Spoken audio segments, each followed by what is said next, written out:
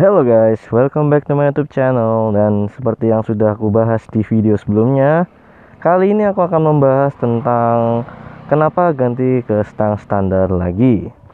Jadi di video kali ini aku bakal ngebahas plus minus dari stang standar beserta dengan stang yang pernah aku pakai juga, yaitu stang Bipro non race. Stangnya kemana? Ada di rumah, cuma aku lagi pengen pakai stang standar ini. Stay tune terus.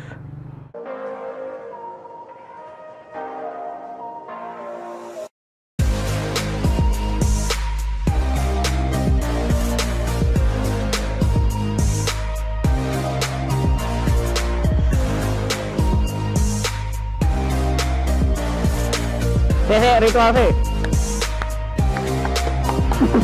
Kembali lagi di Vlog. Ya, jadi kenapa aku pakai stang standar lagi? Karena stang standar itu lebih nyaman secara riding position. Terus aku kasih tahu dulu. Jadi ini stangnya kita kembalikan ke standar, terus masih pakai foot stabilizer ya, tuh kiri.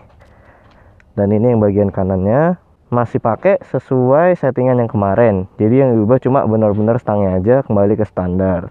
Overall sama sih komposisi dari kokpitku, cuma ada beberapa aksesoris yang aku tambahkan. Nanti aku akan bahas juga sambil jalan. Oke, kita sambil jalan aja kali ya.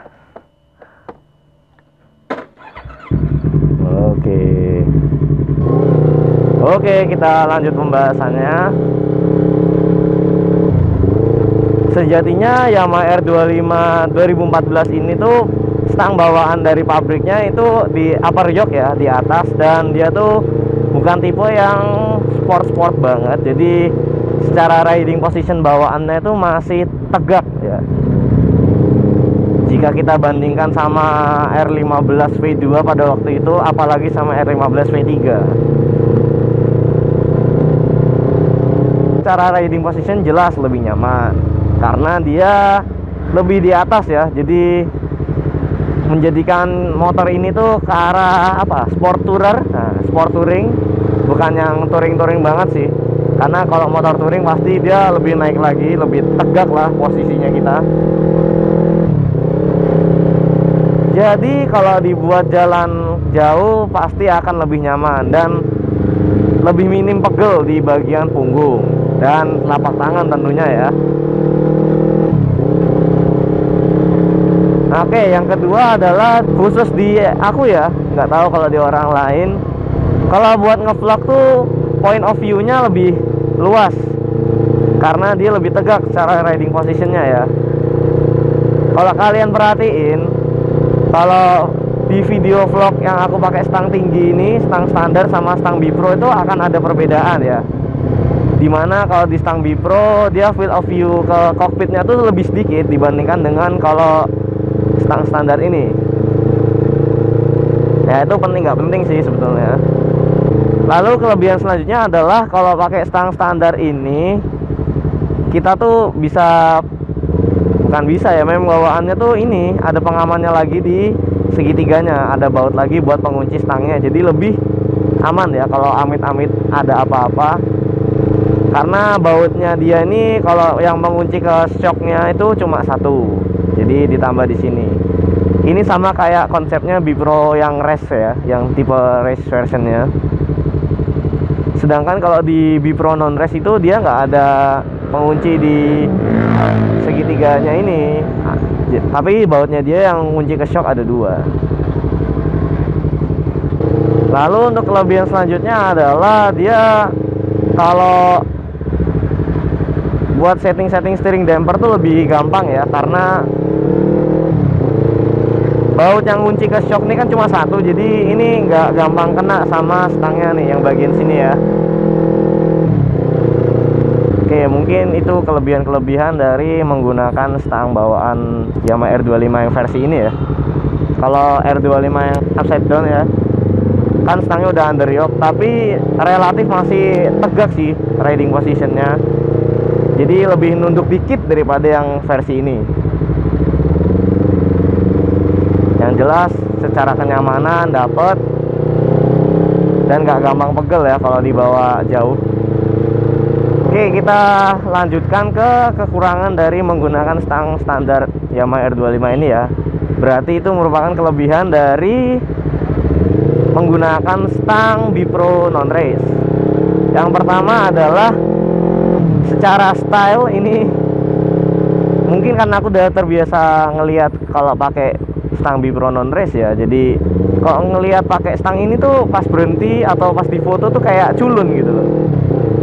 Karena dia stangnya itu di atas banget.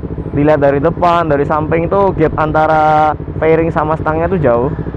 Jadi kayak ya culun aja gitu. Itu preferensi masing-masing sih ini kalau menurutku.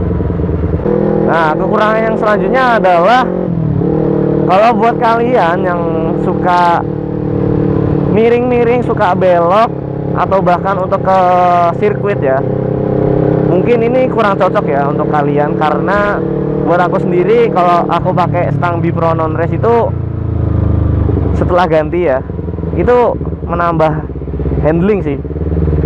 Karena secara panjang dari sini ke sininya tuh Bipro non race lebih panjang jauh. Jadi lengan kuasa untuk handlingnya tuh lebih besar ya. Buat drag race, buat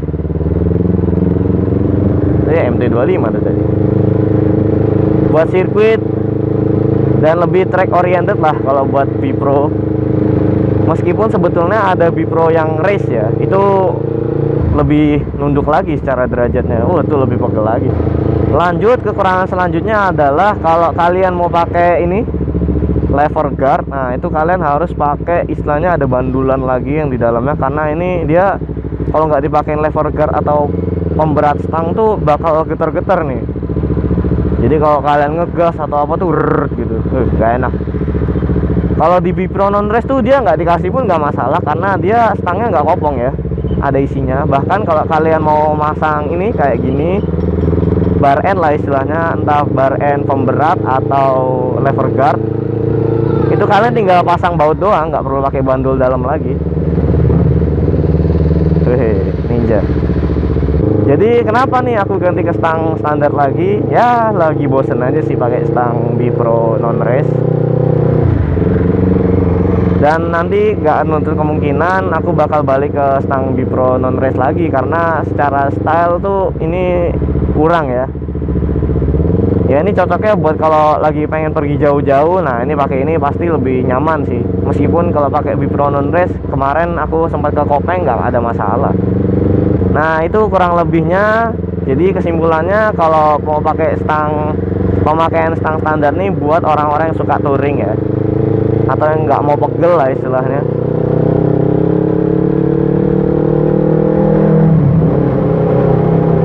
Nah kalau Bipro yang non race itu lebih ke yang mau racing street ya, racing style, tapi tergolong masih nyaman. Nggak separah kalau pakai Bipro yang race, karena kemiringan ke bawahnya tuh yang race itu sakit sih. Dan kalau kalian perhatiin ya, ini mungkin dari video-video sebelumnya juga udah kelihatan, aku ganti handle rem sama handle kopling. Jadi sekarang koplingku pakai kopling standar, cuma diganti handle-nya, nggak pakai RCB lagi. Dan handle ini kenapa aku pakai? Karena satu, dia nih berisik sekali. Dia ini secara finishing dia CNC, jadi rapi ya. Meskipun pasti ada beberapa orang yang nggak bakal suka sama model handle-nya ini yang mengotak di ujung sininya nih, di sisi yang kita bakal narik tuasnya. Yang kedua adalah dia ini punya setelan ya, jadi bisa diputar jarak dekat dan jauhnya, dan itu sesuai preferensi masing-masing. Ini sangat membantu buat menambah kenyamanan di rem maupun di kopling ya. Nah, aksesoris selanjutnya yang aku pasang lagi itu ini saklar saber. Kenapa aku pasang saklar saber? Karena ini juga berhubungan sama pemasangan si handle rem yang ini, mereknya Motegi ini ya. Dia tuh handle-nya lebih pendek dari handle standar. Jadi kalau misalkan kita masih pakai yang standarnya ini, starternya, nggak bakal nyampe nih ke lever guard. Apalagi pas pakai stang Bipro non race tuh kemarin, gak akan sampai. Makanya aku putuskan untuk pasang saklar saber ini. Secara fungsi kan masih sama persis dengan yang standar ya, malah lebih stylish nih, lebih tipis. Kayak Mugi, generatornya digeser ke bawah, kill switchnya tinggal geser ke atas. Ya overall buat orang-orang tertentu lebih suka pakai stang standar. Ada yang suka pakai stang Bipro karena memang lebih racing look. Sorry ya guys, ini knalpotnya si motor depan tuh berisik banget. Semoga suaraku masih terdengar ya. Buset, gak pakai silencer, pantesan. Semoga gak ke kanan. Ke kanan dia. Ya kurang lebih video kali ini segini dulu ya guys. Jadi alasanku kenapa ganti ke stang standar sebetulnya simpel sih, karena lagi pengen aja dan bosan pakai stang Bipro non race. Tapi aku jelasin juga beberapa kelebihan dan kekurangan ya di antara kedua stang itu. Buat yang belum nonton video pas pasang Bipro non race, aku taruh di deskripsi ya guys. Oke teman-teman, jangan lupa like, comment, dan subscribe, dan sampai jumpa di video berikutnya.